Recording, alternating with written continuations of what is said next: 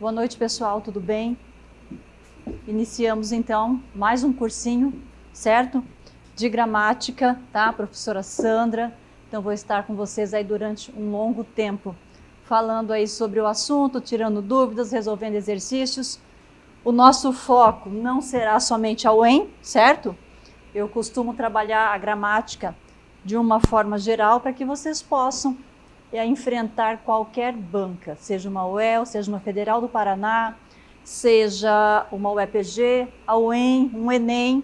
Então, vocês sairão preparados. Posso garantir que a parte da gramática vocês vão tirar de letra, tá? Só que a língua portuguesa que eu estava falando há pouco, você precisa gostar, né? Se dedicar, pelo menos isso. Então, vamos por partes. Quando a gente fala em gramática, uma coisa acaba puxando a outra. A gramática está ligada à produção de texto, que está ligada à leitura e interpretação de texto. Vocês leem muito aqui? O que é ler muito? Vamos pensar em quem lê aqui, em média, 24 livros por ano. Uau, parabéns, parabéns. Vamos diminuir um pouquinho para ver se eu consigo atingir os outros. 15 livros por ano. Olha, de 24 para 15. Olha lá. Bom também. 10. Maravilha. 5. Tá dentro ali. Quem não lê nada? Hã? E esse povo que não levantou a mão, ficou aonde aí? Nesse que não lê nada? Então, pessoal, é claro que quem lê tem mais facilidade, certo? Em interpretar texto, escreve melhor, reconhece também a gramática ali dentro do contexto e aplica esse conteúdo aí no seu dia a dia, tá? Então, essa parte que envolve gramática, interpretação de texto, leitura ajuda muito. E também na produção de texto, certo? Então, de parabéns. Isso é o começo para quem pensa aí no vestibular, para quem pensa no Enem, beleza? Começo hoje falando com vocês sobre fonologia. Vou iniciar o assunto fonologia, mas eu gosto assim de uma turma participativa, eu gosto de uma turma que converse comigo. O que é fonologia? Estudo.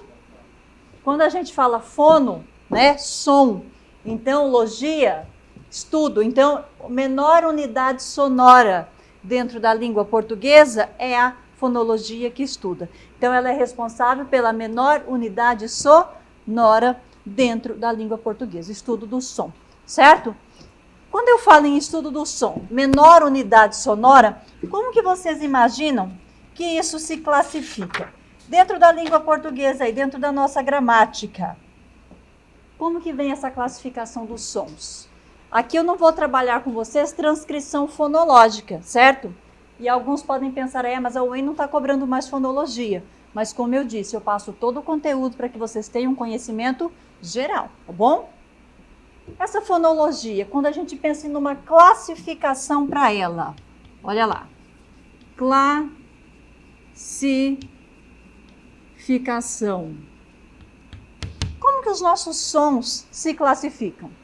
Quem arrisca? Oi? São os fonemas. E quais são eles? Então, dentro dessa classificação que a gente pensa de menor unidade sonora, eu tenho o que nós chamamos de vogais. Temos ainda as semivogais. E, claro, as consoantes. Certo? Quais seriam as vogais? Fala para mim. Maravilha. Então, aqui nós temos como vogais A, E, I, O e U. Fala outra coisa para mim. Quais seriam as semivogais? Dentro das vogais, eu tenho, em determinados contextos, um grupo que assume essa posição, essa função de semivogal. Quais são? O I e o U. Maravilha! O I e o U. Tirando as vogais, tudo que nos resta são as consoantes. Eu não vou colocá-las aqui, mas aí, tranquilo, né? Então, beleza.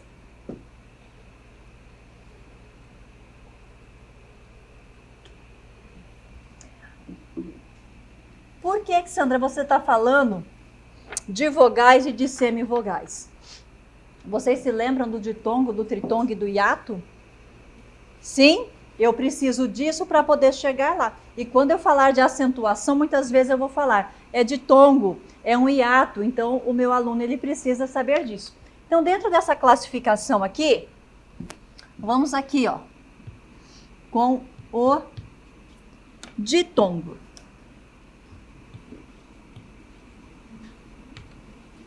O que seria um ditongo? Vocês se recordam? Não? Vogal mais semivogal. Então, quando eu falo em ditongo, eu preciso pensar o seguinte.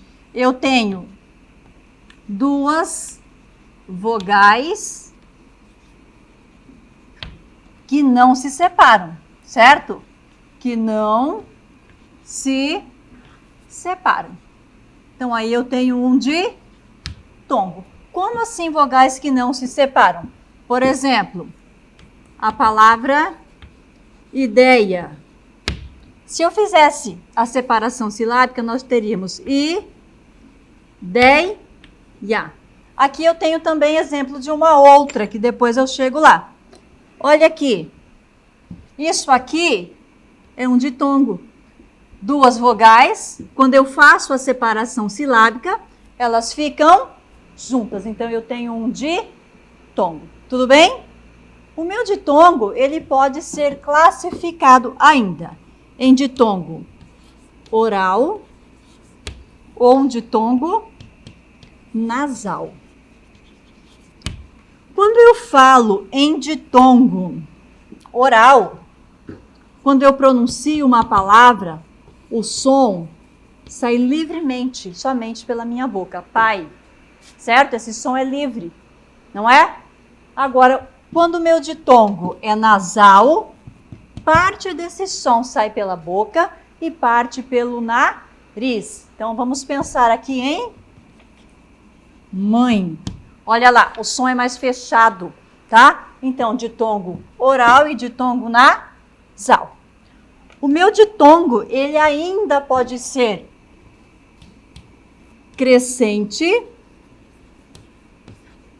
ou o meu ditongo pode ser decrescente. Quem arrisca aí na diferença do ditongo crescente e do ditongo decrescente? Fala para mim. E aí? Junção de duas vogais. Agora eu preciso observar o seguinte. Quando que eu falo ou quando que eu classifico o meu ditongo em crescente e o meu ditongo em decrescente? Vou exemplificar, talvez fique mais fácil. Um ditongo crescente, por exemplo, série. Um ditongo decrescente, pai. Agora cheguem no conceito. Observem a junção dessas vogais. Olha lá.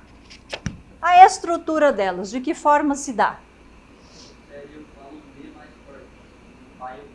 O A. Então, olha só. Observando aqui, lembra que eu disse que em algumas situações nós teríamos vogais e semivogais? Quando o I e o U aparece sozinho numa sílaba, ele é uma vogal. Quando ele aparece dessa maneira aqui, ó, nós temos um ditongo. E aí eu tenho vogal e semivogal, certo? Então, quando eu falo em ditongo crescente e decrescente, é justamente isso que eu preciso reconhecer. Isso aqui, se ele é um ditongo crescente, eu tenho primeiro uma semivogal para depois ter uma vogal. O som está subindo, aumentando, então, de uma semivogal que tem um som mais fraco para uma vogal que o som é mais forte. Ao contrário do ditongo decrescente, que eu vou sair do som mais forte de uma vogal para uma semivogal. Então, é isso que eu preciso observar para diferenciar, tá? De tongo crescente, de tongo decrescente. O oral e o nasal, somente na pronúncia. Agora, esse daqui eu preciso olhar a estrutura. Tudo bem até aí? Dúvidas? Não? Tá tranquilo, né? Então, vamos um pouquinho mais adiante. Falei do ditongo, então eu venho aqui agora, exatamente com o hiato. O que é o hiato? Então, eu continuo aqui com as minhas vogais e semivogais, mas quando na estrutura de uma palavra elas se separam, eu tenho um hiato. Então, as vogais, né, se separam ali na separação silábica, cada um vai para um lado. Deixa eu pegar uns giz laranja aqui. Como assim? Olha o exemplo aqui. Vou trabalhar com a palavra rainha. Olha lá. Vou repetir uma que eu coloquei há pouco, ó. Ideia. Se nós fizermos a separação silábica, eu tenho ra, in, nha. Ó, i, dei, nha. Observem que na separação, cada uma foi para um lado. Então, aqui eu tenho vogal, aqui também eu tenho uma vogal. Então, elas se separam. Isso é justamente um hiato.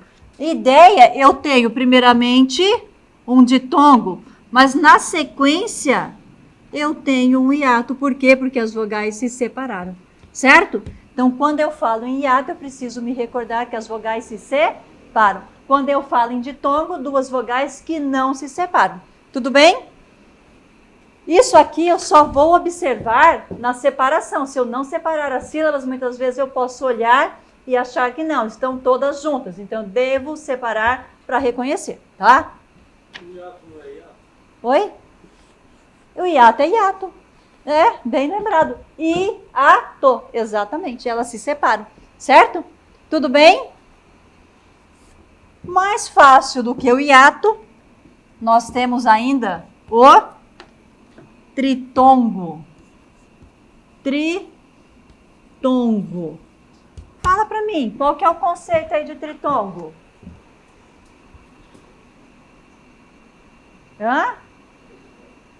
3 vogais que não se separam. Então, quando eu tenho essa junção de 3 vogais e elas, na separação silábica, elas permanecem juntas, nós temos um tritongo. Paraguai, Uruguai. Se eu fizer a separação silábica, eu tenho Paraguai. Aqui está o meu tritongo.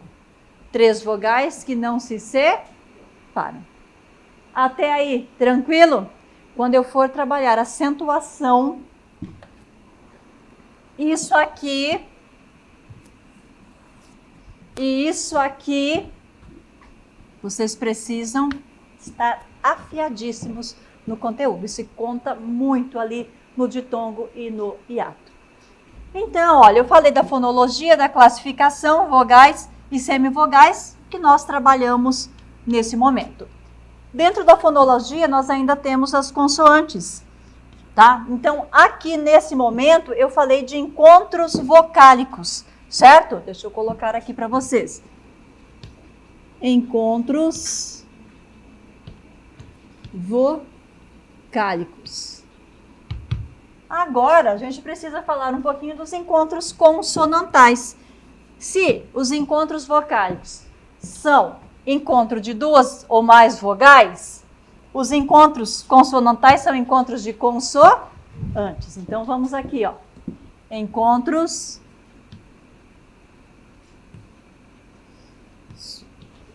consonantais. Encontro consonantais, encontro de consoantes. Quando eu falo encontro de consoantes, ele pode se dar de algumas maneiras, tá? O primeiro, que nós chamamos de encontro consonantal perfeito. Como assim encontro consonantal perfeito? Observe o exemplo que eu vou colocar aqui. Por exemplo, aqui, pedra. Perfeito, certo? Eu tenho encontro de duas consoantes, tá? Observem que, ó, pedra. Quando eu faço a separação silábica, elas continuam juntas. Então, encontro consonantal perfeito. Tudo bem? Ainda temos na sequência o que nós chamamos de encontro consonantal imperfeito. Quando eu falo encontro consonantal imperfeito, vou colocar aqui para vocês. Exemplifico com porta. Eu tenho encontro consonantal? Tenho, observa aqui, ó. Certo? Assim como aqui. Só que, quando eu fizer a separação, é isso que nós teremos. Cada consoante para uma sílaba. Então, ele é imperfeito. Tudo bem? Ainda temos o encontro consonantal misto. Como encontro consonantal misto? Olha o exemplo.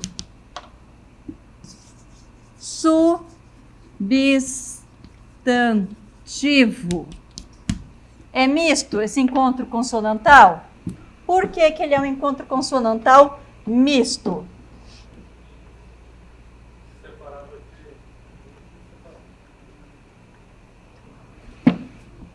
Como se eu tivesse a junção dos anteriores, certo? Separando a sílaba, observem aqui, ó.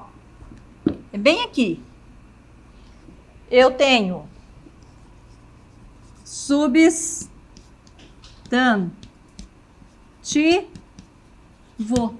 Misto por quê? Eu tenho o encontro de um encontro consonantal perfeito, mas eu também tenho um encontro consonantal imperfeito quando eu olho daqui para cá.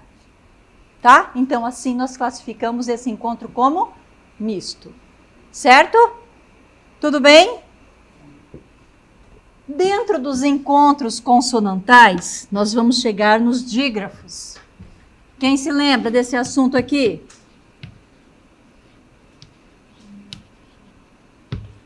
O que seria um dígrafo?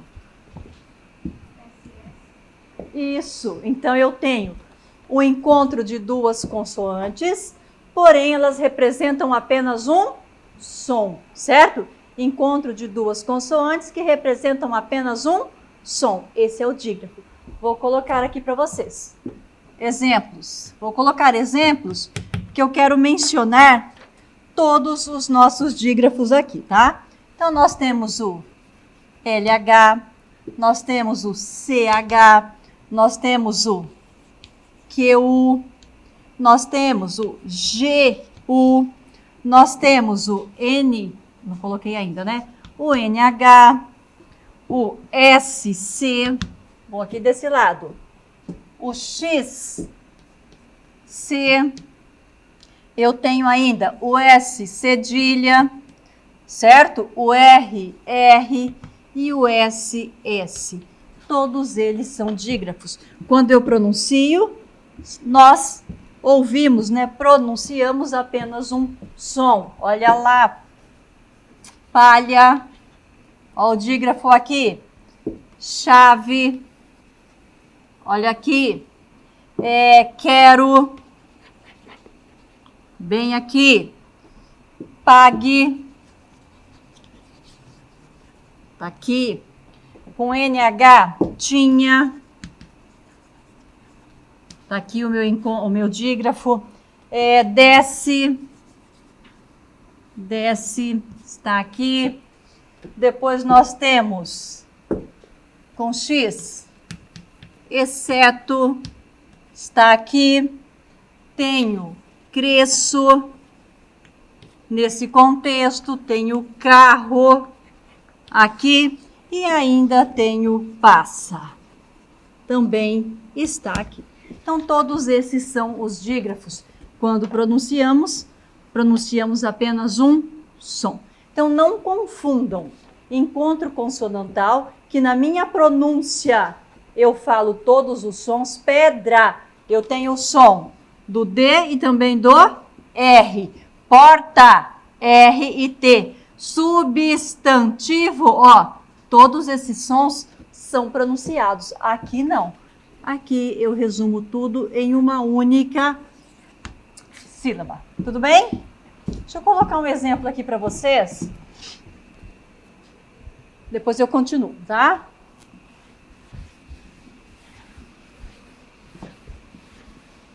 Essa primeira parte aqui.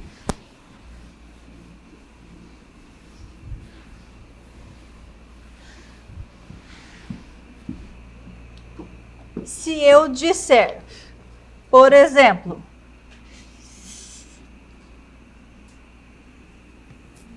queijo, se eu disser guerra, dentre outros, tá?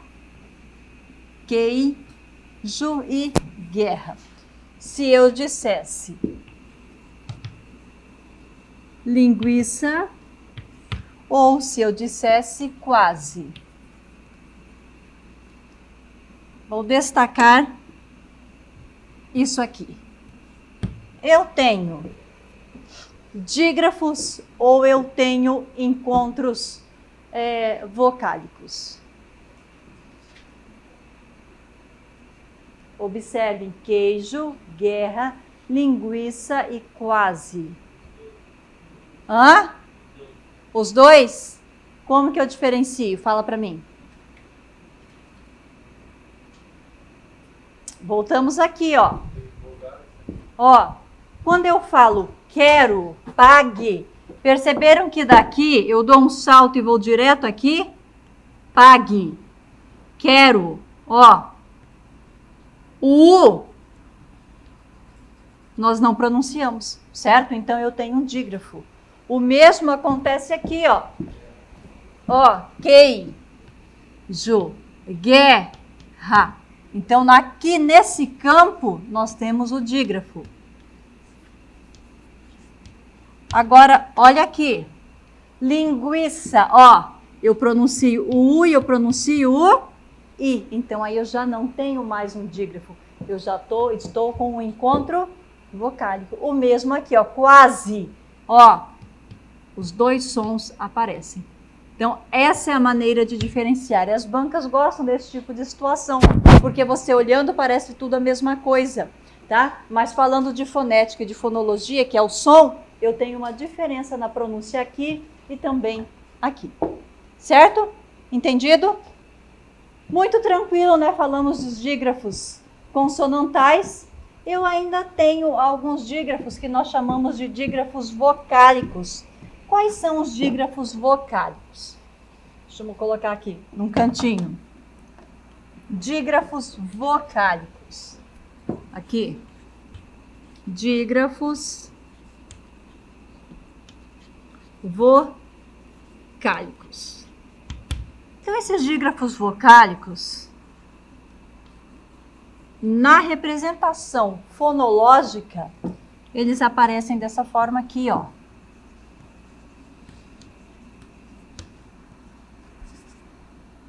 Pode ser aqui mesmo. Ó.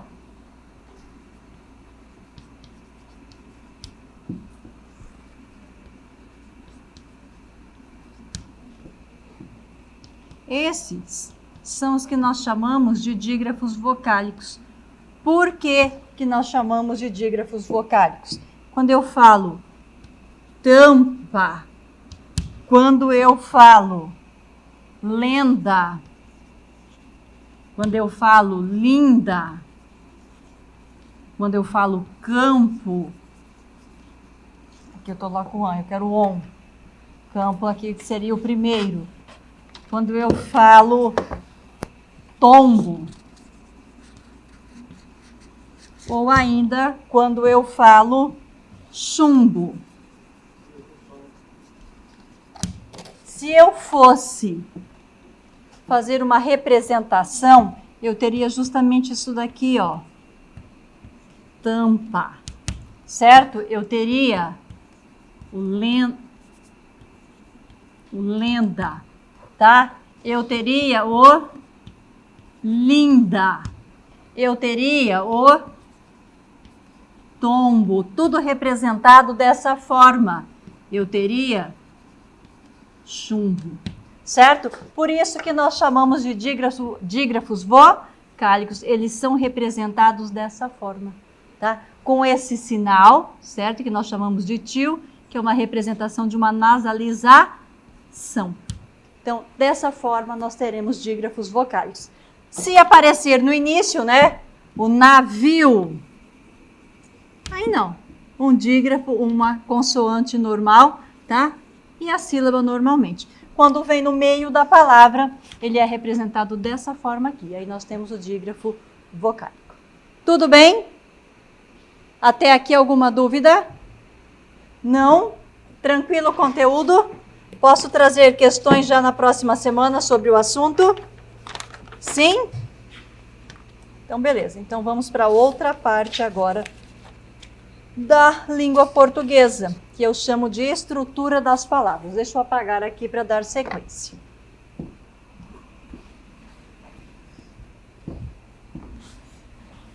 E dessa forma nós vamos estar adentrando aí com estrutura, formação, acentuação e vou para a parte da morfologia, da sintaxe, que é um conteúdo que cai bastante. Olha lá.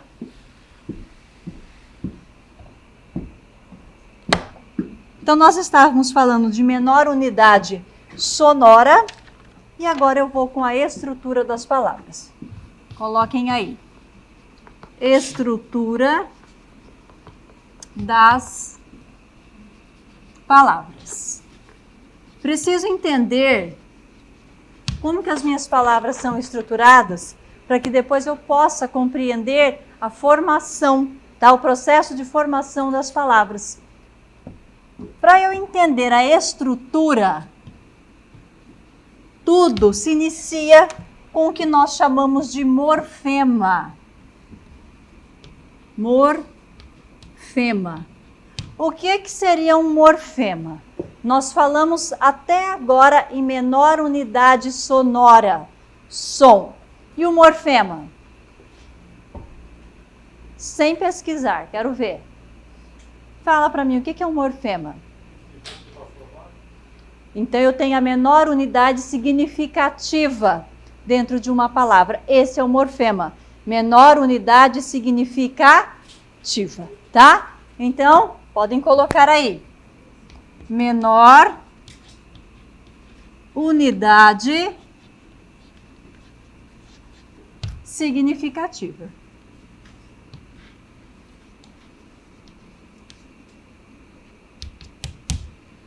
Então, quando eu começo a pensar na estrutura de uma palavra, eu tenho que entender que tudo inicia-se por um radical. Tá?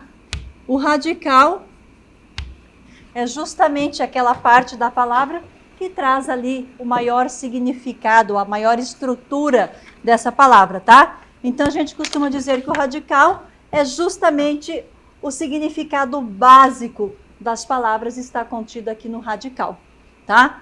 Mostro para vocês, vou exemplificar. Pode falar. Tudo que vier agregado a um radical vai ser unidades significativas. Nós vamos ter morfemas nominais, morfemas verbais, e todos eles virão agregado ao radical. Por quê? Toda palavra nova, ela parte de um radical, de uma palavra primitiva, certo? Então, eu preciso encontrar o radical para que eu forme novas palavras. E o que vem agregado a ele? Unidades significativas, que são justamente esses morfemas. Seriam morfemas que nós vamos chamar de afixos, né? E depois dentro desses afixos, aí eu vou para o sufixo, prefixo ou ambos, certo? São unidades significativas, tá? Então, pessoal, um radical. Vou pegar a palavra aqui, um radical, ó. Perde. A partir desse radical, tá? Aqui eu já apresento o radical para vocês. Eu formo novas palavras. Eu agrego a ele uma unidade significativa. Posso dizer aqui perder, perdido, certo? Posso ainda colocar aí, vou partir daqui, ó, imperdível. Olha lá, deixa eu trazer esse im para cá. Certo? Então, são unidades que foram agregadas ao radical, que é a minha unidade significativa, para a formação de novas palavras. Diante dessa formação, eu posso ter um verbo, eu posso ter um substantivo, certo? Depois nós aprenderemos a classificar isso daí. Mas nesse primeiro momento, preciso que vocês reconheçam um radical na estrutura da palavra. Junto com o radical, nós temos o que chamamos de tema. Não. Deixa eu ir para a vogal temática, que fica mais fácil para vocês entenderem. Ó, vogal temática. A vogal temática é justamente isso daqui. Quando eu falo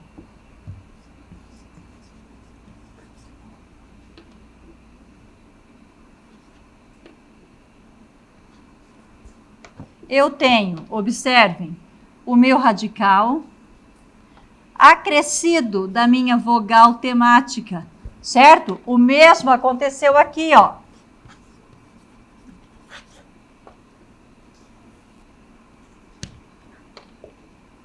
Ó, o radical está aqui, acrescido da vogal temática.